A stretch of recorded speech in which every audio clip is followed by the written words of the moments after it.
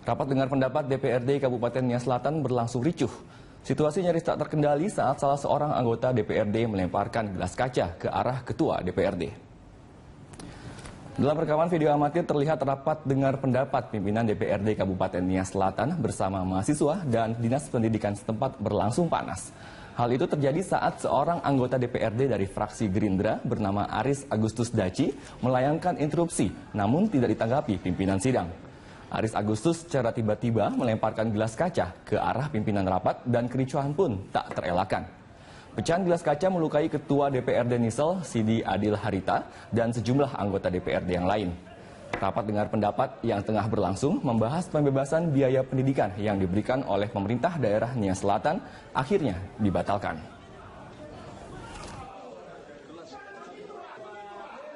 Proses secara internal tentang anggota DPRD yang melakukan pelanggaran kode etik, dan soal bagaimana apakah ini bisa dibawa ke ranah hukum, tentu ini nanti kita lihat perkembangan sebagaimana apa yang disepakati oleh Badan Kehormatan. Saya sendiri, saya cedera mungkin pecahan kaca gelas itu ketika dilempar ke meja pimpinan, lalu kemudian loh, ini kok luka tangan saya. Rupanya memang betul pecahan kaca itu sampai ke... Pansus DPRD DKI Jakarta melaporkan Gubernur Basuki Cahayapurnama ke Komisi Pemberantasan Korupsi. Pelaporan itu terkait pembelian lahan rumah sakit sumber waras di Grogol, Jakarta Barat yang diduga terdapat kerugian negara. Informasi selengkapnya akan disampaikan oleh reporter Erik Himawan dan juru kamera Eka Pamungkas langsung dari KPK. Ya, Erik, apakah Pansus DPRD DKI Jakarta sudah tiba di gedung KPK, Erik? Ya, tadi Pansus DPRD DKI Jakarta terkait pengadaan lahan dari Rumah Sakit Sumber Waras itu datang ke KPK sekitar pukul 10 pagi tadi. Tadi ada beberapa anggota dan ketua Pansus seperti Tri Wisaksana dari Partai PKS dan juga ada anggota dari Pansus ini yaitu Prabowo Sudirman dan juga ada Abraham Lunggana ataupun yang biasa kita kenal Haji Lulung dan juga ada Muhammad Taufik dari Partai Gerindra. Tadi ia datang ke KPK ini langsung bertemu dengan bagian pelayanan ataupun pengaduan dari pihak KPK terkait pengadaan dari lahan rumah sakit sumber waras pada tahun 2014 yang lalu. Bisa kita ketahui bahwa kasus ini menyuat setelah BPK mengaudit dari APBD DKI Jakarta yang diduga adanya penyelewengan yang merugikan negara sebesar 191 miliar. Dan ini terkait ini, tadi juga ketua dari Pansus DPRD DKI Jakarta juga memberikan pernyataan bahwa memang saat ini mereka tidak menyudutkan satu pihak, namun ia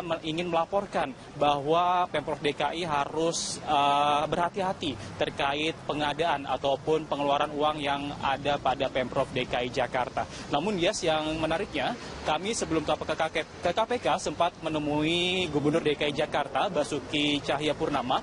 Ia menyebutkan bahwa kasus Pansus pengadaan lahan sumber waras ini ada unsur politiknya. Ia menyebutkan bahwa kasus yang pengadaan rumah sakit sumber waras ini memang sesuai dengan rancangan APBD DKI Jakarta. Mengapa dibuat pansusnya, sedangkan mengapa kasus UPS ataupun kasus uninterruptible power supply yang memang merugikan negara sebesar 50 miliar, maksud kami 50 miliar, dan sudah ditetapkan tersangka dari beberapa anggota DPRD DKI dan beberapa pejabat dari pembuat dari DKI Jakarta, dari pendidikan baik itu Jawa Barat, maksud kami Jakarta Barat ataupun Jakarta Tengah, tidak dibuat pansusnya. Dan memang inilah yang harus menjadi kritik dari masyarakat. Maksud kami siapakah yang benar dari pansus ini? Apakah terkait pengadaan lahan rumah sakit sumber waras ini memang benar adanya atau hanya mengada-ngada, Dias? Iya. Siapapun sebenarnya bisa melaporkan ke KPK ya, Erik, apabila ada buktinya. Tetapi setelah pelaporan ini, pertanyaannya apa langkah selanjutnya dari Pansus DPRD DKI Jakarta?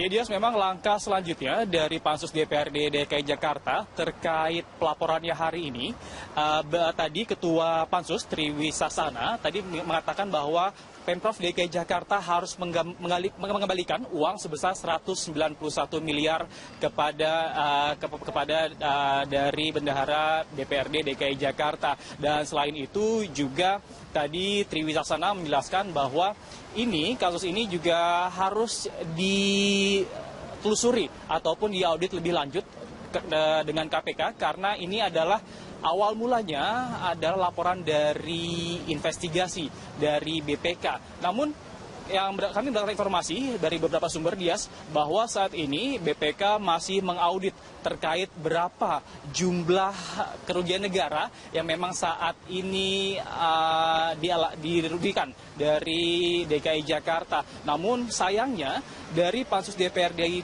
DKI Jakarta sudah menetapkan angka sebesar 191 miliar rupiah, Dias. Baik, terima kasih Erik atas laporan Anda. Pemirsa, reporter Erik Himawan dan juru kamera Eka Pamungkas melaporkan dari Gedung KPK, Jakarta. Pemirsa, kita kembali lagi di Top News, di mana rapat dengar pendapat di kantor DPRD Nias Selatan, Sumatera Utara berakhir ricuh. Ketua DPRD Nias dan anggota DPRD Nias terlibat saling pukul.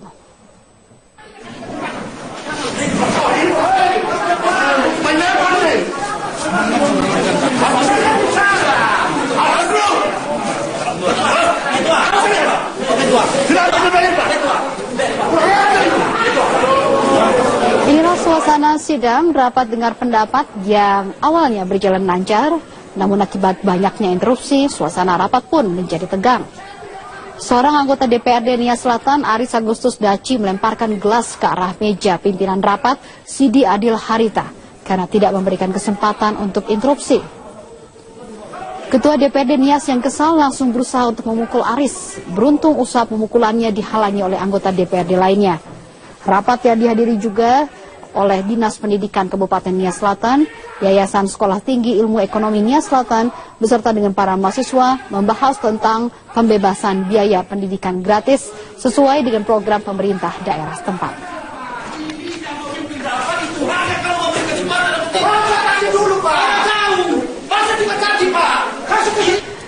Presiden Joko Widodo merespon dengan santai berbagai kontroversi atas keputusannya bergabung dalam Trans-Pacific Partnership yang dimotori Amerika Serikat.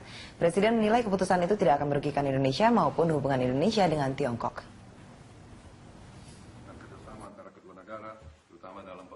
Keputusan Presiden Joko Widodo menerima tawaran Presiden Barack Obama untuk bergabung dalam Fakta Trans-Pacific Partnership disambut dengan riuh rendah di tanah air. Karena khawatir dengan kesiapan Indonesia menghadapi kompetisi besar lintas Pasifik itu. Namun Presiden Joko Widodo tetap meresponsnya dengan santai. Presiden Jokowi bahkan dengan nada canda di hadapan para pemikir Brookings Institute Amerika Serikat menyatakan bahwa Presiden Barack Obama pun sedikit terkejut mendengar keputusannya untuk bergabung dalam TPP.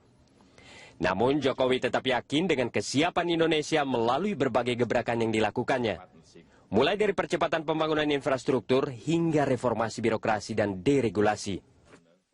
We announced yesterday our intention to join the Trans-Pacific Partnership, TPP. To be honest, I think President Obama was a little surprised. Menurut Presiden Jokowi, keikutsertaan Indonesia dalam Fakta Trans-Pacific Partnership tidak akan mengganggu hubungan Indonesia dengan Tiongkok. Karena Indonesia juga memandang Tiongkok sama seperti Amerika Serikat dan negara lainnya sebagai mitra yang penting bagi Indonesia. Perjanjian perdagangan Trans-Pacific Partnership yang telah disepakati 12 negara pada 5 Oktober 2015 merupakan yang terbesar dalam sejarah. Karena mewakili sekitar 40% PDB dunia atau sekitar 28 triliun dolar Amerika. Namun peluang itu menuntut persiapan yang matang dari Indonesia. Karena kesepakatan TPP itu mensyaratkan penghapusan tarif dan kuota impor, pemangkasan regulasi yang membatasi investasi, standarisasi ketenaga kerjaan, properti intelektual dan perlindungan lingkungan hidup, membebaskan alur data di antara sesama anggota TPP, serta mencabut keistimewaan yang diberikan kepada BUMN melawan pesaing swasta. Di Washington DC, Presiden RI Joko Widodo menyerukan agar semua pihak yang terkait dengan pulau sengketa di Laut Tiongkok Selatan agar menahan diri. Bagi Tiongkok dan blok regional Asia Tenggara perlu memulai diskusi tentang substansi kode etik wilayah. Development in the South China Sea also capture our attention. Tensions in the area must be diffused through peaceful means, especially based on UNCLOS.